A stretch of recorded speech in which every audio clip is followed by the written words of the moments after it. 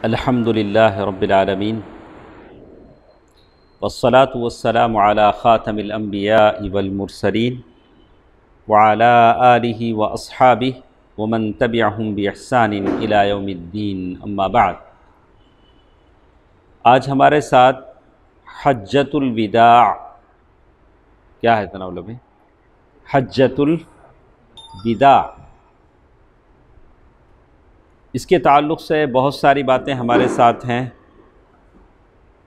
جب دعوت و تبلیغ کا کام پورا ہو گیا، اللہ کے نبی صلی اللہ علیہ وسلم جس مقصد کے لیے دنیا میں آئے تھے وہ مقصد پورا ہو گیا، اور ایک اللہ کی الوہیت کے اثبات اور اللہ کے سوا جتنے خدائیں ہیں، جتنے طاغوت ہیں، جتنے معبود ہیں، سب کی عبادت کی حیثیت ختم کر دی گئی، سارے اکثر بت مٹا دیے گئے،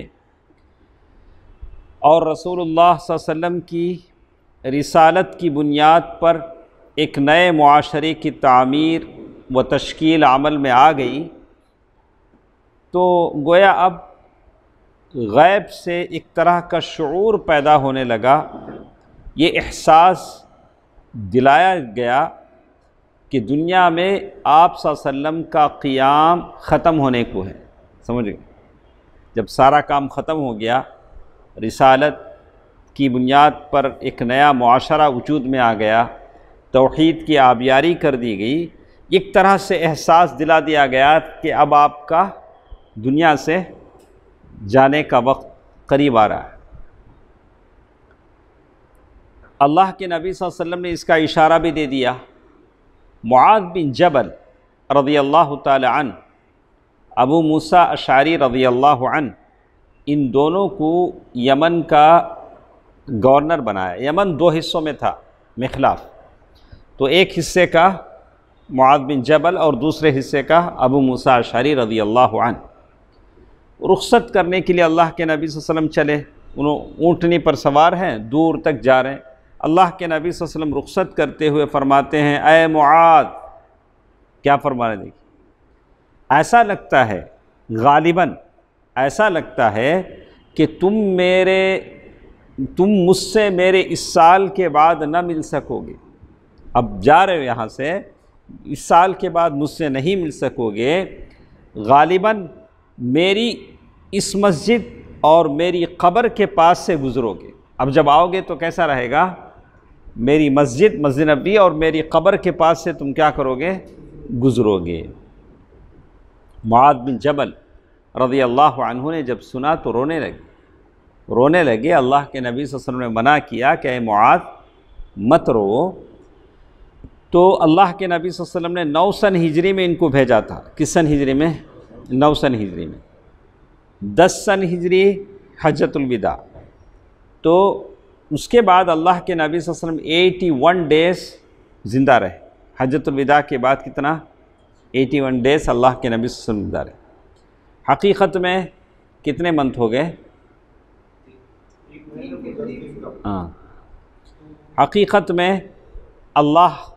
اللہ تبارک و تعالیٰ، ایک آدمی اپنی کوشش کو دنیا میں دیکھ لیتا ہے تو اسے خوشی ہوتی ہے، تو اللہ تبارک و تعالیٰ اللہ کے نبی صلی اللہ علیہ وسلم کو یہ چیز دکھلانا چاہتے تھے۔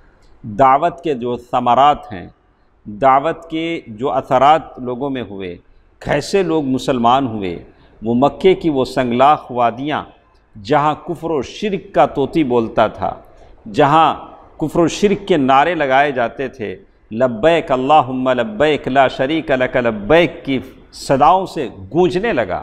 اللہ تعالیٰ پیارے نبی صلی اللہ علیہ وسلم کو یہ دکھلانا چاہتے تھے، تو جس راستے میں اللہ کے نبی صلی اللہ علیہ وسلم نے 20 برس تک محنت کیا، مشکلات برداشت کی، مشقتیں برداشت کی، اور اسی وجہ سے اس کی صورت میں بتوفیق الہی ایسا ہوا کہ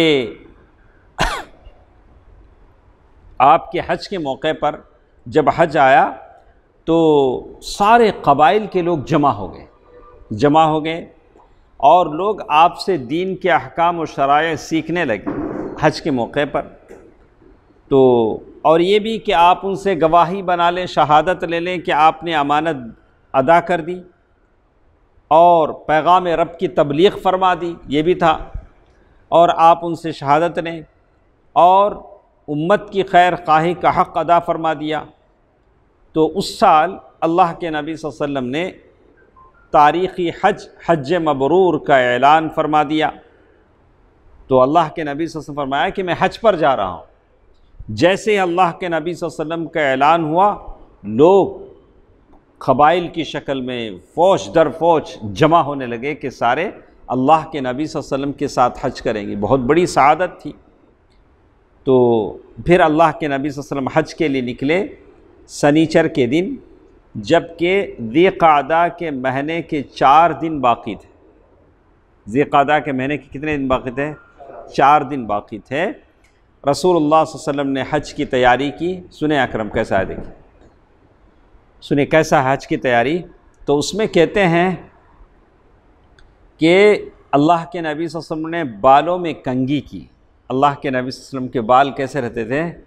پراگندہ، دیکھنے والوں کو احساس نہ ہو کہ یہ، تو میں آپ لوگوں کو انشاءاللہ میں ایک لنک بھیجوں گا، آپ اسے ضرور پڑھیں۔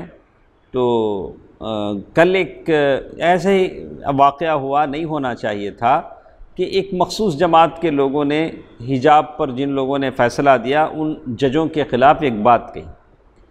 تو جس طرح سے ریاکشن اس کا آیا، تو 110 تبصرے کل میں نے پڑھے۔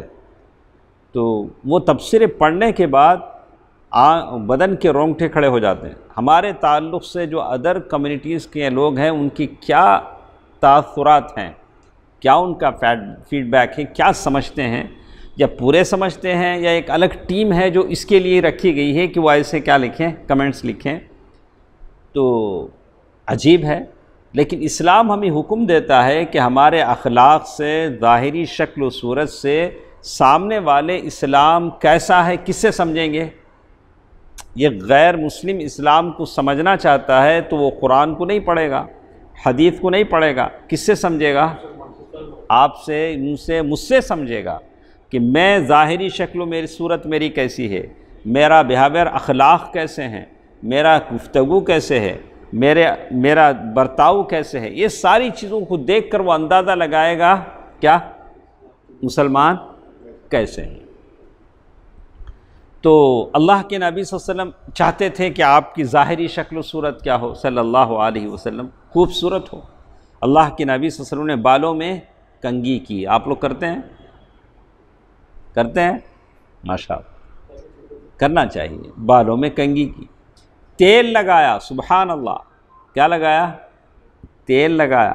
تو میرا جہاں تک اندازہ ہے کہ ہم لوگ، میں سمجھتا ہوں 99% لوگ تیل کے قریب بھی نہیں جاتے، 1% شاید ہو سکتا ہے بولا کہ ہم نے تیل کی بوتل کس کے لیے رکھ دی ہے؟ محترمہ کے لیے۔ ہم لوگ کیا کرتے ہیں؟ تیل نہیں لگاتے۔ میرے نبی نے کیا کیا ہے؟ تیل لگایا، تہبند پہنا، چادر اوڑھی، قربانی کے جانوروں کو قلادہ پہنایا۔ ہدی کے جو جانور لے جائے جاتے تھے ان کے گلوں میں قلادہ پہنایا جاتا تھا، اس بات کے لیے کہ یہ قربانی کے جانور ہیں، ان سے تعارض نہ کیا جائے، ان کی ساتھ چھیڑخانی نہ کی جائے۔ اور ظہر کی نماز کے بعد اللہ کے نبی صلی اللہ علیہ وسلم نے کوچ فرما دیا، اور عصر سے پہلے ذوالحلیفہ پہنچ گئے، بیر علی، جہاں سے اب ہم احرام باندھتے ہیں، ذوالحلیفہ پہنچ گئے ماشاءاللہ۔ وہاں عصر کی نماز 2 رکعت پڑھی، وہیں سے کیا شروع ہو گیا؟ قصر شروع ہو گیا، اور رات بھر وہیں ذوالحلیفہ میں رہے، خیمہ زن رہے۔ صبح ہوئی تو صحابہ اکرام سے فرمایا، رات میرے پروردگار کی طرف سے ایک آنے والے نے آ کر کہا، اس مبارک وادی میں نماز پڑھو اور کہو کہ حج میں عمرہ ہے۔ یعنی کون سی مبارک وادی؟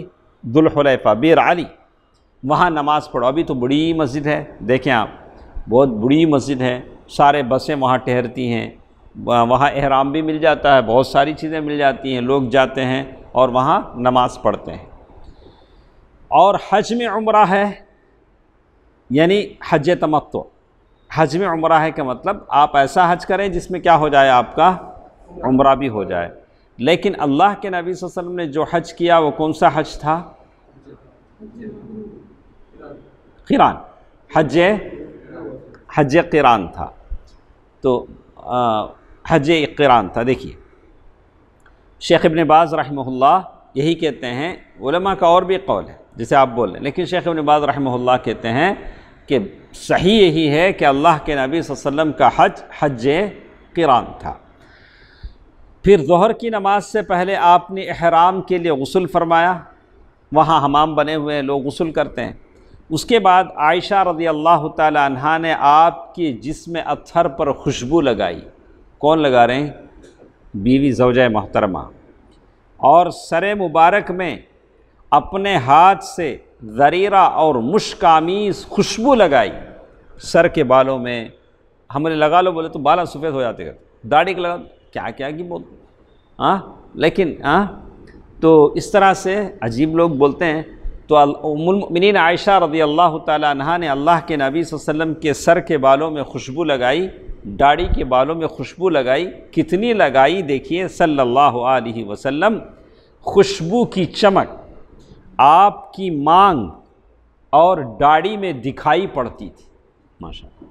یعنی بالکل داڑھی میں لگتا تھا کہ خوشبو لگی ہے، اور سر کے مانگ میں جیسے وہ لگاتے نہیں لوگ، اللہ کے نبی صلی اللہ علیہ وسلم نے ایسی خوشبو لگائی کہ وہاں سر کے مانگ میں دکھائی پڑتا تھا. مگر احرام کا جب غسل کیا اللہ کے نبی صلی اللہ علیہ وسلم نے تو یہ خوشبو دھوئی نہیں. اب دوبارہ خوشبو لگانا منع ہے، لیکن اس خوشبو کا اثر باقی رہ جاتا ہے تو کوئی قباحت، کوئی ممانعت نہیں ہے. تو بلکہ برقرار رکھی. پھر اپنا تہبند پہنا، چادر اوڑھی، 2 رکعت ظہر کی نماز پڑھی. دوسرے دن پہلے عصر کی نماز سے ہیں، رات گزارا ہے، دوسرے دن ظہر کی نماز پڑھی. اس کے بعد اللہ کے نبی صلی اللہ علیہ وسلم نے مصلی ہی پر حج اور عمرہ دونوں کا ایک ساتھ احرام باندھتے ہوئے صدائے لبیک فرمایا. لبیک اللہم انی نویت العمرہ والحج. اللہ کے نبی صلی اللہ علیہ وسلم حج اور عمرہ دونوں کا احرام باندھا. اچھا، پھر اللہ کے نبی صلی اللہ علیہ وسلم باہر نکلے اور آپ کی اونٹنی قصوہ پر سوار ہوئے اور دوبارہ لبیک کہا. لبیک اللہم لبیک لا شریک لک لبیک ان الحمد والنعمت لک والملک لا شریک لک. پھر لبیک کہا. اس کے بعد اونٹنی پر سوار ہو کر کھلے میدان میں تشریف لے گئے. پھر وہاں پہنچ کر پھر لبیک کہا. ماشاءاللہ. تو اب تو بہت بڑی ہے. میر علی کی جو مسجد ہے شاید اب آپ دیکھیں گے کئی مثلا سمجھتا ہوں 1 کلومیٹر سے زائد کا رقبہ اس کا ہوگا اب جو پھیلی ہوئی مسجد. اس کے لیے پارکنگ ہے، کار پر بیک وقت 50-60 بسیں تو وہاں ٹھہرتی ہیں. تو کہتے ہیں اس کے بعد آپ صلی اللہ علیہ وسلم نے اپنا سفر جاری رکھا. ابھی ذی القعدہ میں کتنے دن باقی ہیں؟ 4 دن. پھر ہفتہ بھر بعد، 1 ہفتے کے بعد آپ سر شام مکہ کے قریب پہنچے. تو آپ کو کتنے دن لگ گئے اس سفر میں؟ ہفتے کا وقت لگ گیا. ذی طوا میں ٹھہرے، وہیں رات گزاری. ابھی مکے کے مشارف میں ہے، مکہ دکھ رہا ہے، 1 ہفتہ چلے ہیں. تو فجر کی نماز پڑھ کر غسل فرمایا. پھر مکے میں صبح کے وقت داخل ہوئے. یہ اتوار ذی الحجہ 4 سن ہجری کا دن تھا. تو ادھر کے 4 دن، ادھر کے 4 دن کتنے ہو گئے؟ 8 دن. اللہ کے نبی صلی اللہ علیہ وسلم کا مدینے سے یہ مکے تک کا سفر کتنے دن کا رہا؟ 8 دن کا. ابھی تو آپ 8 گھنٹے نہیں 5 گھنٹوں میں تو چلے جاتے ہیں صلی اللہ علیہ وسلم. کہا راستے میں 8 راتیں گزری تھیں. اوسط کے رفتار کے حساب سے مسافت کا یہی حساب ہے. اگر میڈیم حساب سے جائیں گے تو یہی حساب لگتا ہے. مسجد حرام پہنچ کر آپ صلی اللہ علیہ وسلم نے پہلے خانہ کعبہ، مسجد حرام جب پہنچے تو کعبۃ اللہ کا طواف کیا. پھر صفا اور مروہ کے درمیان سعی کی. پھر مگر احرام نہیں کھولا. دونوں ہونے کے بعد کیا نہیں کیے؟ احرام نہیں کھولا. لیکن دوسرے جو لوگ ہوتے ہیں جو حج تمتع کرنے والے ہوتے ہیں، وہ لوگ طواف اور سعی کے بعد کیا کرتے ہیں؟ احرام کھول لیتے ہیں. تمتع کا معنی ہی فائدہ اٹھانے کا ہے. اس کے بعد وہ عام لباس پہن لیں گے، بیویوں سے مل لے سکتے ہیں، اس کے بعد 8 ذی الحجہ کو لوگ کیا کریں گے؟ پھر احرام باندھیں گے۔ لیکن یہاں اللہ کے نبی صلی اللہ علیہ وسلم نے احرام نہیں کھولا اور صحابہ سے کہا کہ تم حلال ہو جا سکتے ہو، تم کیا کر سکتے ہو؟ احرام کھول سکتے ہو، کیونکہ آپ صلی اللہ علیہ وسلم نے حج اور عمرے کا احرام ایک ساتھ باندھا تھا۔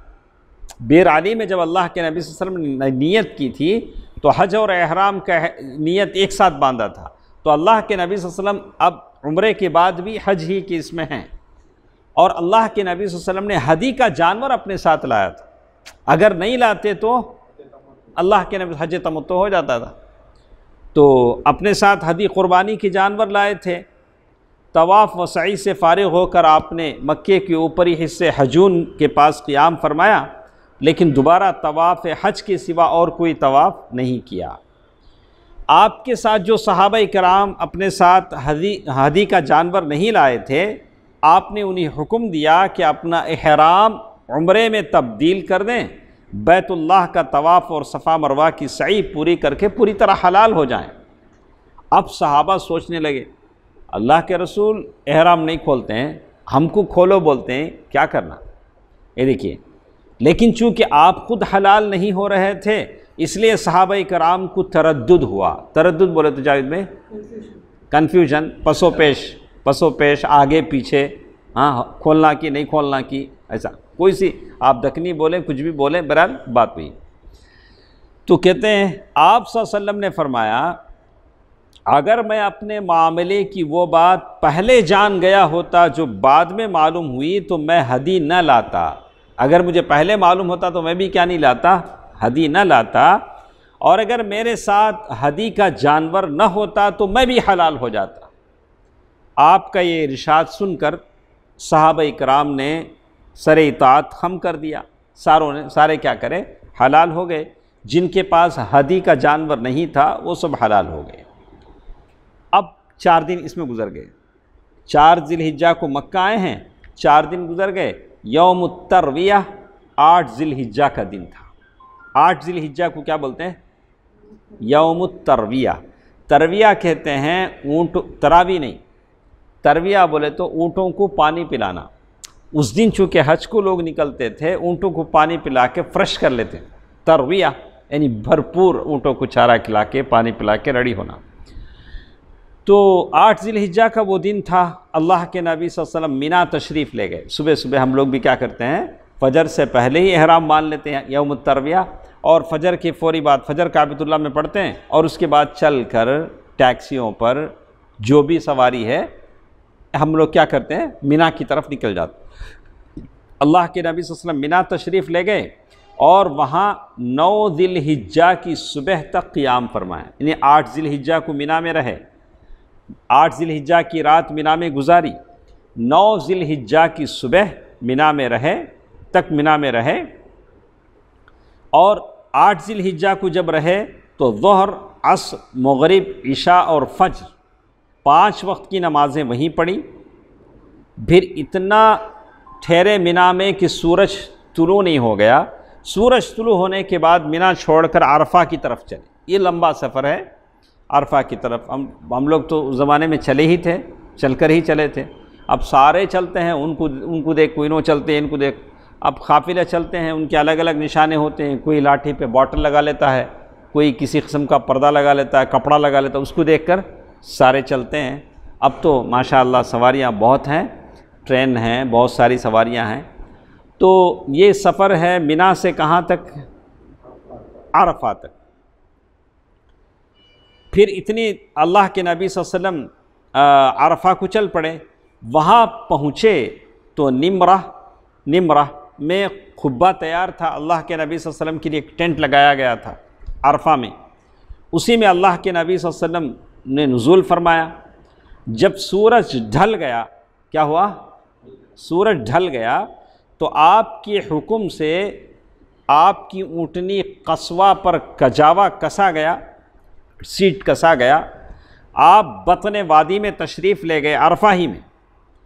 اس وقت آپ کے گرد 1,24,000 یا 44,000 انسانوں کا ٹھانٹے مارتا سمندر تھا؟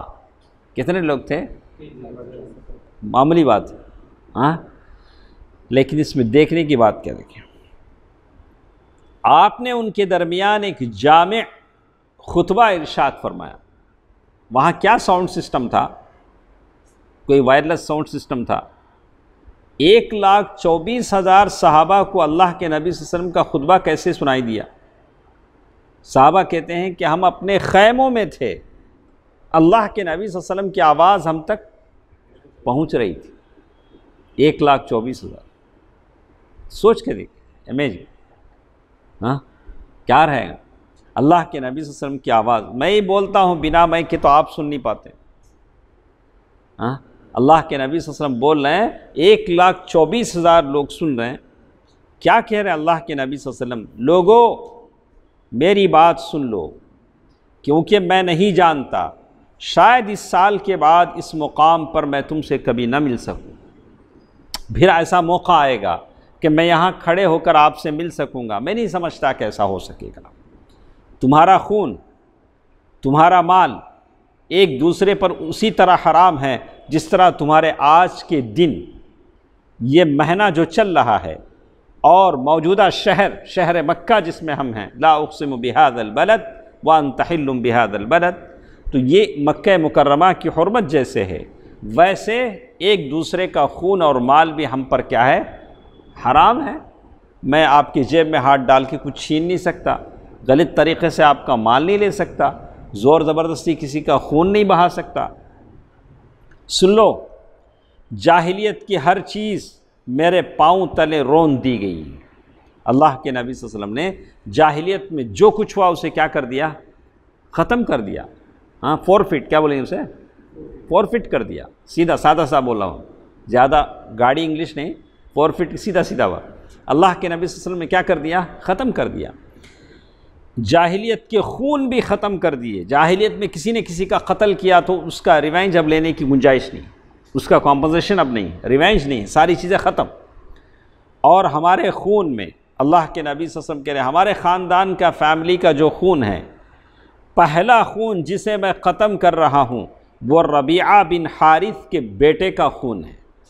ربیعہ بن حارث کے یہ بیٹے بنو سعد ٹرائب قبیلے میں دودھ پی رہے تھے، چھوٹے بچہ تھے، تو اس دودھ پیتے بچے کو لوگوں نے قتل کر دیا تھا، تو اس قتل کا بدلہ لینا باقی تھا۔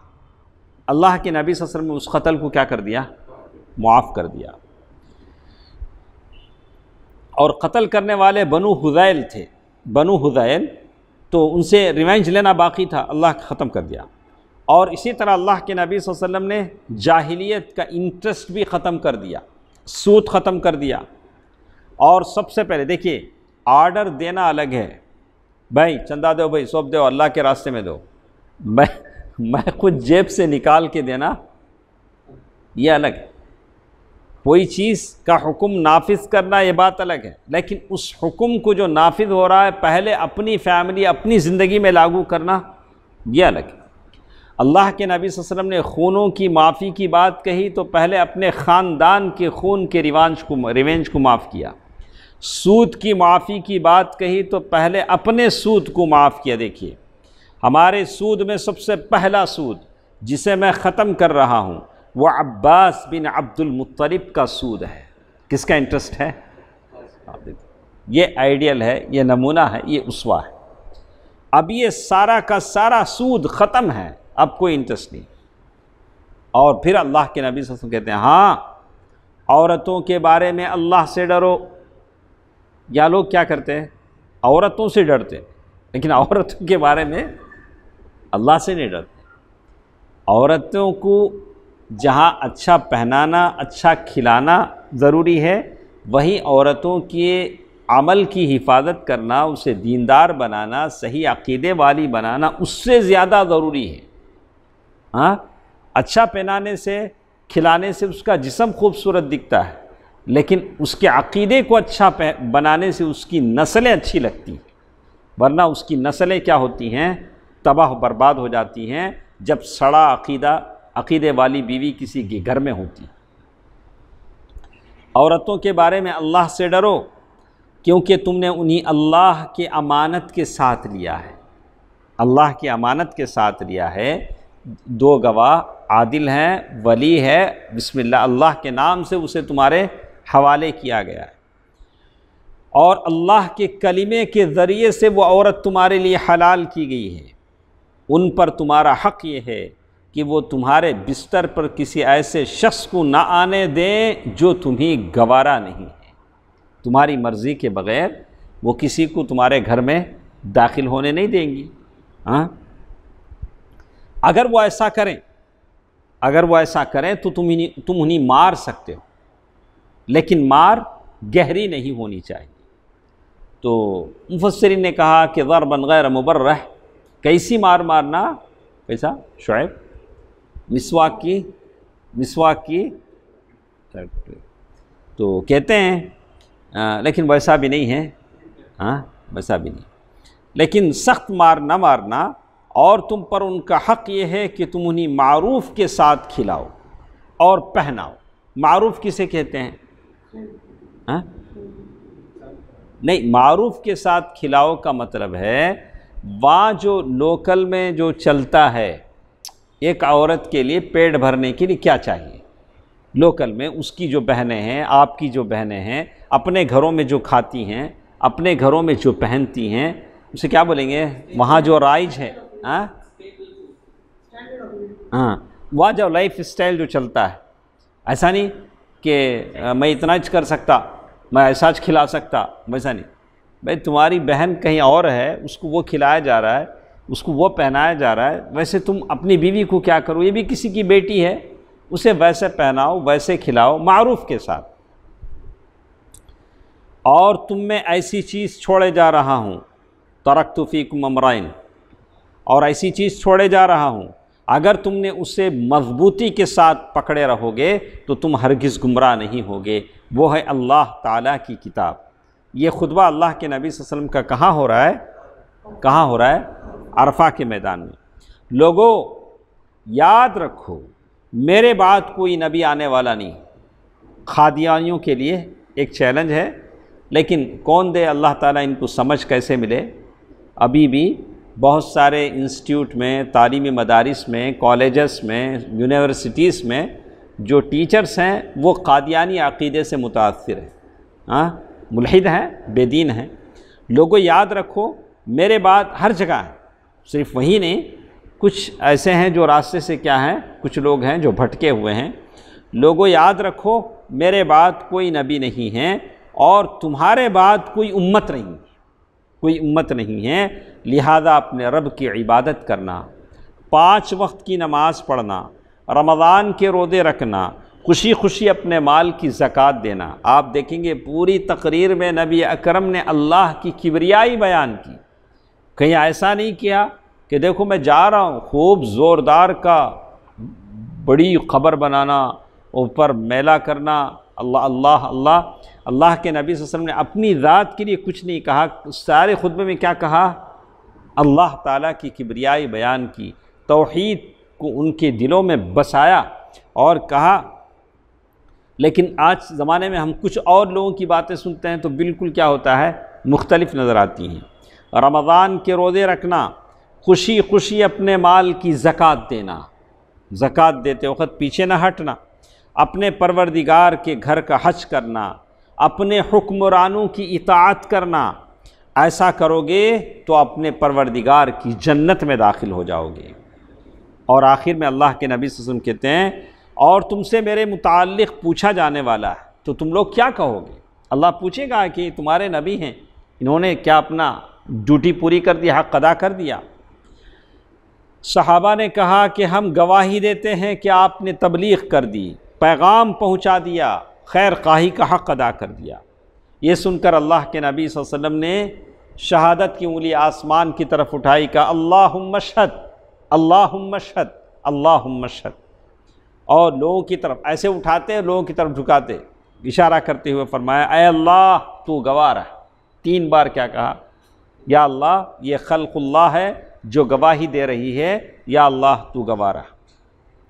دیکھیے آپ صلی اللہ علیہ وسلم بولتے، آپ کی آواز کو ربیعہ بن امیہ بن خلف اپنی بلند آواز سے لوگوں تک پہنچاتے رہے، یعنی خود اللہ تعالیٰ یہ آواز کیا کرتا رہا؟ پہنچاتا رہا۔ جب آپ خطبے سے فارغ ہوئے تو اللہ تعالیٰ کی طرف سے آیت نازل ہوئی، اليوم اکملت لکم دینکم واتممت علیکم نعمتی ورضیت لکم الاسلام دینا۔ آج میں نے تمہارے لیے دین کو مکمل کر دیا اور تم پر اپنی نعمت پوری کر دی، اور تمہارے لیے اسلام کو بحیثیت دین میں نے پسند کر لیا۔ یہ آیت جب نازل ہوئی، عمر فاروق رضی اللہ تعالیٰ عنہ رونے لگے۔ دریافت کیا گیا کہ آپ کیوں رو رہے ہیں عمر فاروق رضی اللہ عنہ؟ تو فرمایا اس لیے کہ کمال کے بعد زوال ہی تو ہے۔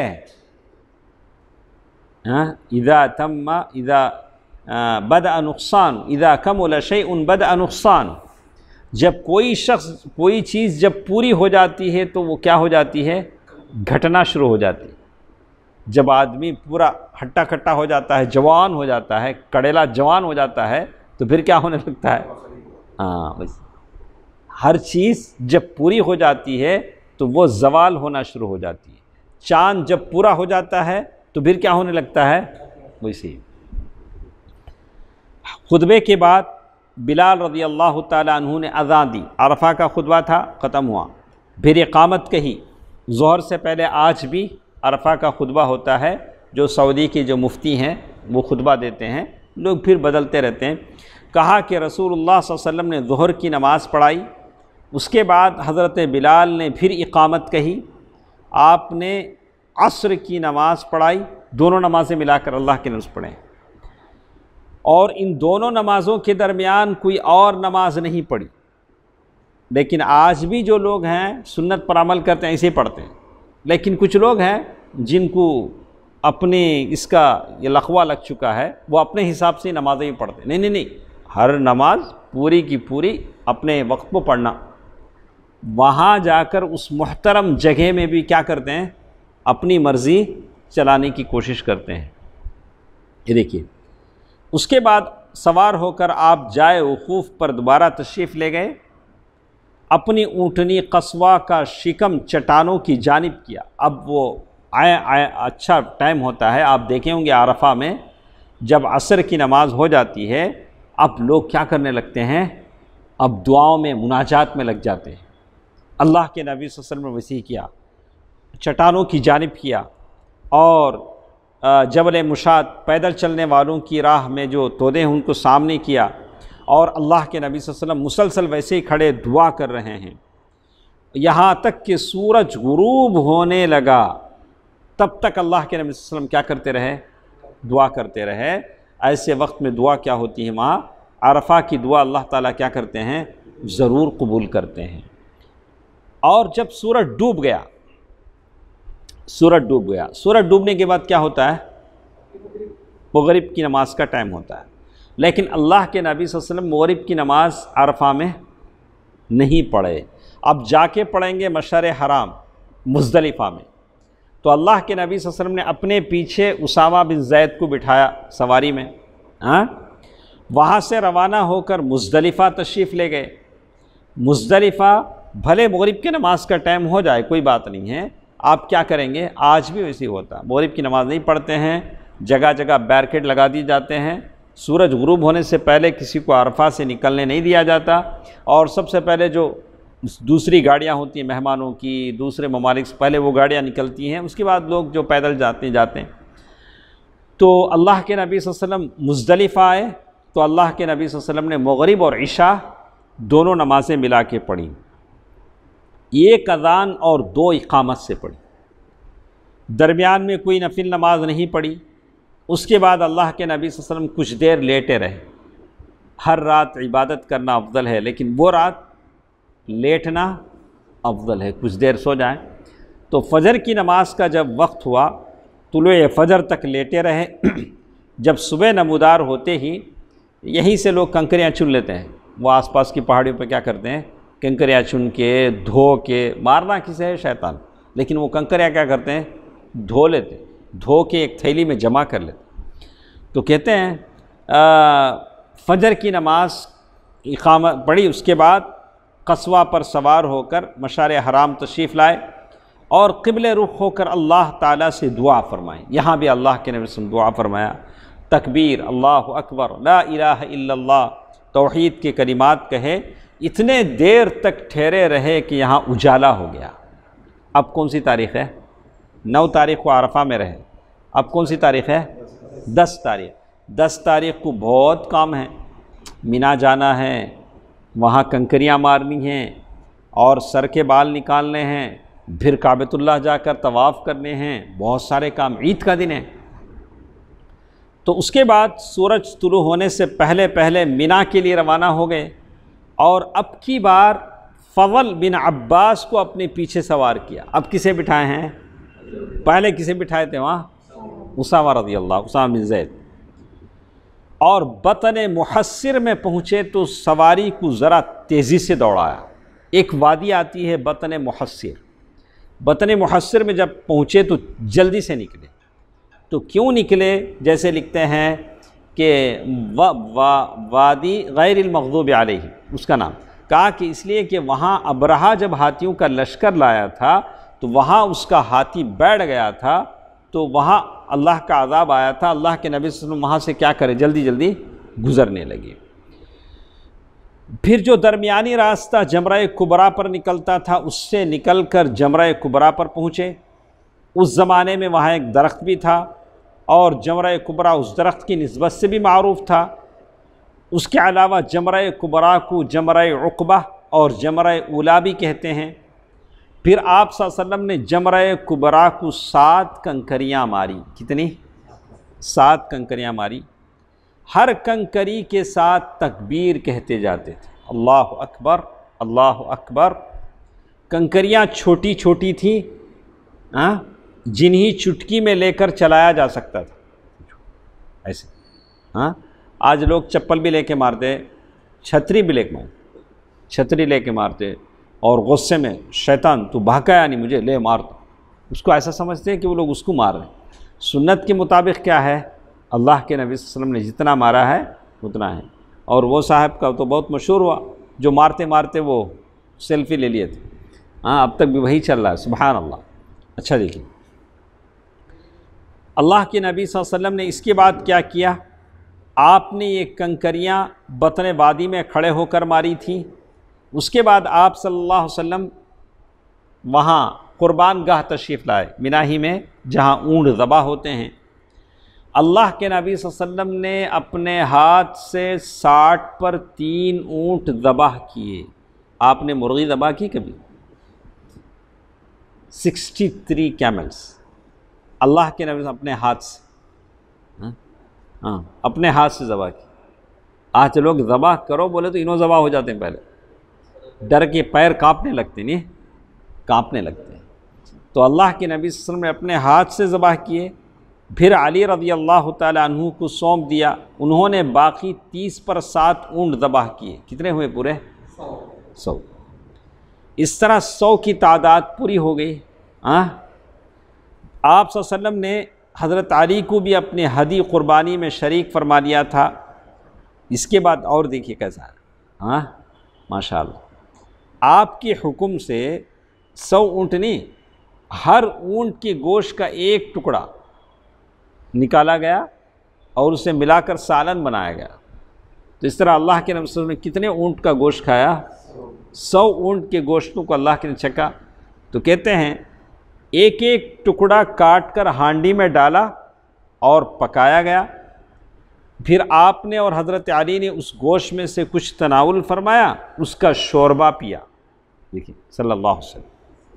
اس کے بعد اللہ کے نبی صلی اللہ علیہ وسلم سوار ہو کر مکہ تشریف لے گئے۔ ٹائم ہے 5 منٹ۔ سوار ہو کر مکہ تشریف لے گئے، بیت اللہ کا طواف فرمایا۔ اسے طواف افاضہ کہتے ہیں۔ اسے کیا کہتے ہیں؟ طواف قدوم الگ، طواف افاضہ الگ۔ اور مکے ہی میں ظہر کی نماز فرمائی، ظہر کی نماز ادا فرمائی۔ اور دیکھیے پھر زمزم کے ویل کے پاس گئے، باوڑی کے پاس گئے، دیکھا کہ بنو عبد المطلب زمزم کا پانی نکال رہے ہیں۔ اللہ کے نبی صلی اللہ علیہ وسلم نے دور سے کھڑے ہو کر دیکھا، بولا کہ ماشاءاللہ بہت اچھا کام ہے، نکالو پانی، نکالو زمزم چینو۔ اگر یہ اندیشہ نہ ہوتا کہ پانی پلانے کی اس کام میں لوگ تمہیں مغلوب کر دیں تو میں بھی تمہارے ساتھ کھینچتا۔ اگر اللہ کے نبی صلی اللہ علیہ وسلم اس وقت اگر کھینچتے ان کے ساتھ تو سارے جتنے 1,24,000 وہ لوگ بھی کیا کرتے ہیں؟ تو اگر وہ لوگ سارے کھینچیں گے تو بنو عبد المطلب کا جو یہ ہے کیا ہوتا، مشکل میں پڑ جاتا۔ اللہ کے نبی صلی اللہ علیہ وسلم فرمایا کہ نہیں کھینچو، آپ لوگ خود ہی کھینچو۔ اسے کہتے ہیں فراست، دور اندیشی۔ یعنی اگر صحابہ کرام رسول اللہ صلی اللہ علیہ وسلم کو خود پانی کھینچتے ہوئے دیکھتے تو ہر صحابی خود پانی کھینچنے کی کوشش کرتا، اور اس طرح حجاج کو زمزم پلانے کا جو شرف بنو عبد المطلب کو حاصل تھا اس کا سسٹم مختل ہو جاتا۔ چنانچہ بنو عبد المطلب نے آپ کو ایک ڈول پانی دیا اور آپ نے اس میں سے حسب قاہش پیا۔ آج یوم النحر تھا، 10 ذی الحجہ کو کیا بولتے ہیں؟